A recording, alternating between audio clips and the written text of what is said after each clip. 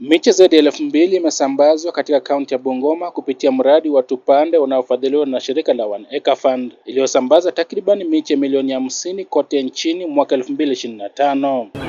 Akizungumza katika shule ya msingi ya Hachonge, afisa wa mahusiano ya kiserikali Job Kinyale ameelezea kuwa lengo la shirika la Tupande ni kupanda miche milioni 35 msimu huu wa mvua. Tumekuwa na hafla ya kupanda miti katika shule hii ya Hachonge Primary School, na lengo letu leo limekuwa kupanda miche 2,000.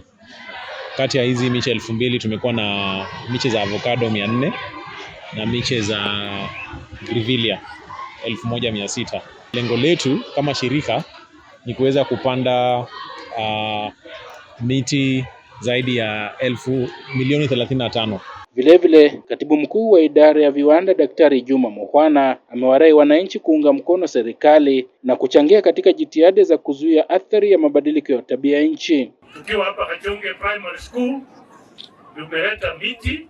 Siku ya leo nimekuja hapa na miti ya matunda, miti ya 2,000, kuhakikisha ya kwamba vile mvua inanyesha tupande miti vile kulingana na mpangilio wa rais wa kupanda miti bilioni 15.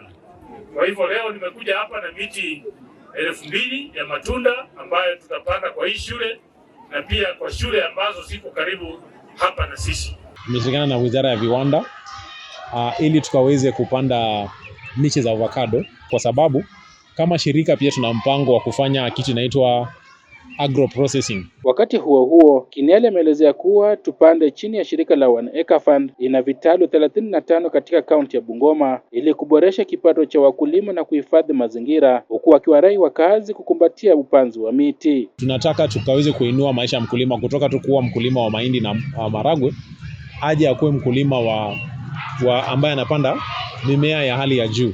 Tumefungua nurseries zetu 35 katika kaunti hii, na tunaalika wakulima wetu na pia tunaalika umma kwa jumla watembee katika nurseries zetu na wapate miche. Vincent Kegode, Mpakani TV, kaunti ya Bungoma.